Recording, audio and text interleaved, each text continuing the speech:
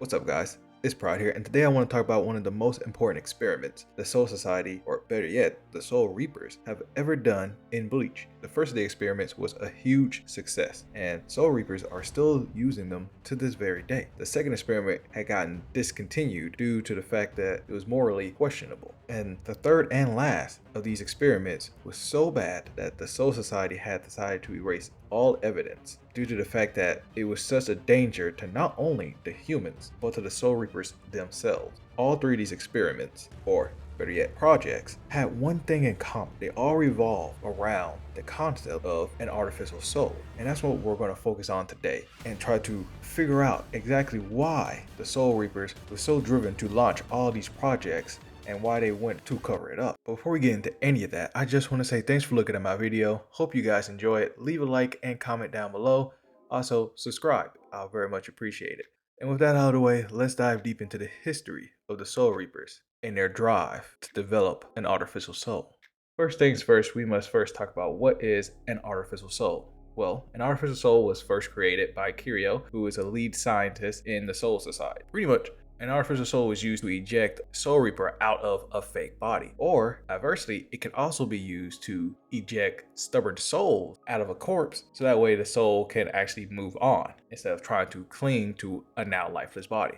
Now, the artificial souls were put into a little small pill known as artificial soul pill, but it got later renamed as soul candy because that sounds a little bit better. And also, the pills came in like little toy dispensers with little cartoon animals on it, and these animals represents different personalities for the soul candy and can slightly be adjusted depending on the Soul Reaper's wants. All in all, it's a pretty standard item for any Soul Reaper that wants to go into the human world. And with the success of the soul candies and how useful it was to the Soul Reapers, the scientists in the Soul Society decided to advance upon this to add more. So they started the Project Spearhead. Project Spearhead was made so that way artificial souls can be modded in order to enhance a human's physical traits. Now they did this because they wanted to get even with Hollows, because regardless of what Hollows were doing and how good the Soul Reapers were, more Hollows were being made than Soul Reapers could be trained. So Project Spearhead was made pretty much to somewhat mitigate this and have it so that way artificial souls can be put into already dead humans, and those humans will rise up and be able to combat the Hollows. All of these mod souls gave extra physical traits to a human body, and it really doesn't stop at just physical aspects, because there is a depiction of a mod soul making a human smarter. So a mod soul can make someone supernaturally smart, not just physically strong. Usually these mod souls can only strengthen one trait. There's not been any indication that these mod souls can strengthen multiple traits or all traits in one go. Probably due to the fact that even though the mod soul is doing a lot of the work and is the one enhancing their body, it is still at the end of the day just a human body. A perfect example of a mod soul is Kon, which Ichigo used on his own body, and Kon actually still enhanced Ichigo's body. Now, Ichigo is still human, but he's also kind of superhuman. He already displayed feats of himself being supernaturally strong in comparison to other humans. However, Kon, which is an underpod, was still able to enhance Ichigo's legs even more than normal. So this does lead me to believe that regardless of how strong you were as a human, you're still going to be able to get additional strength if you were to have a mod soul in you. Now, we won't be able to see any of this, mostly because the mod souls got discontinued, because again, their original purpose was to be put into a dead body and used as soldiers to combat Hollows. And this was a little bit morally gray, because yes, there was no soul in there, but it also meant that you was desecrating the dead. And for a lot of people, that didn't sit right with them, so they discontinued the project and went to eliminate all the mod souls so that way they wouldn't be used again. However, it doesn't end there for artificial soul. You see, there's a project that the Soul Reapers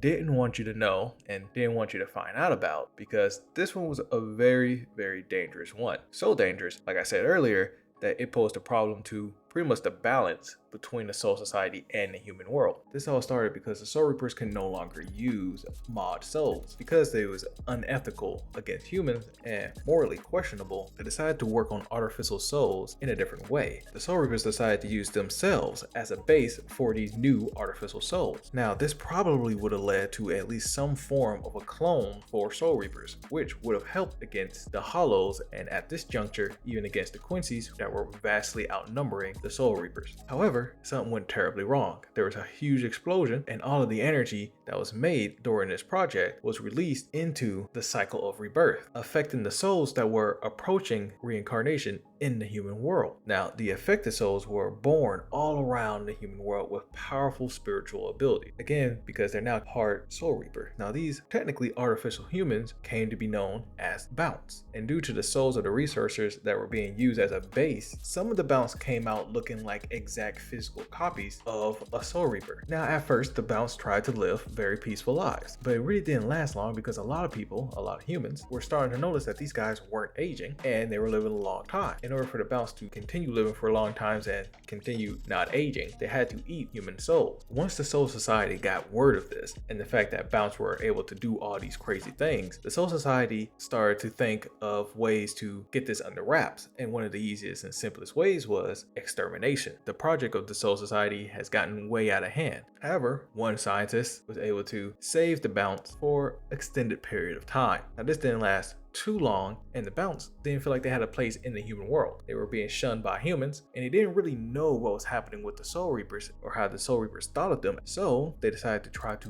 go to the Soul Society. However, because they were born humans, they didn't really have the ability to manipulate Reishi, which prevented them from converting their real bodies into Reishi when they went into the Soul Society. So they tried to get Quincy's into helping them, but the Quincy's refused, and the Bounts went into an all-out war, during which the Soul Reapers decided to intervene and get rid of both of them. And that is the historical aspect of the Bount. I do want to go over a couple of the abilities that a Bount has, because some of their abilities and the way they use these abilities were the very reason why they had to be eradicated. First off, the Bounts had soul absorption as an ability, where they can just, like I said earlier, consume the souls of other beings. Though the Bounts did have a law to only consume souls from dead humans, Bounts really only got stronger when they consumed it from living humans. And some Bounts couldn't shy away from this alluring power. If they did consume a soul, they were able to extend their lifespan by a large margin. This didn't make them outright immortal, but continuous use of consuming souls will always stack, and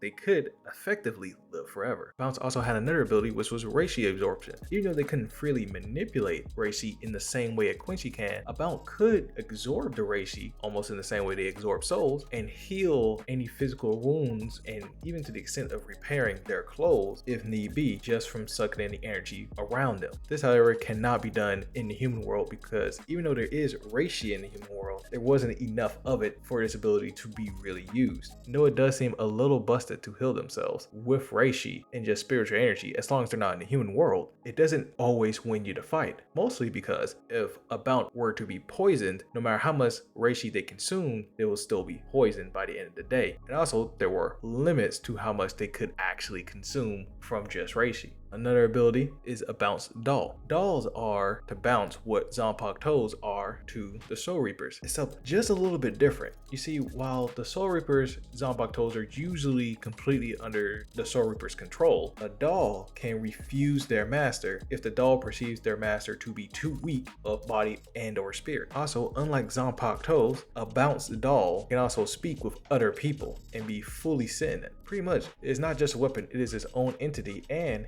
can live without the Bount.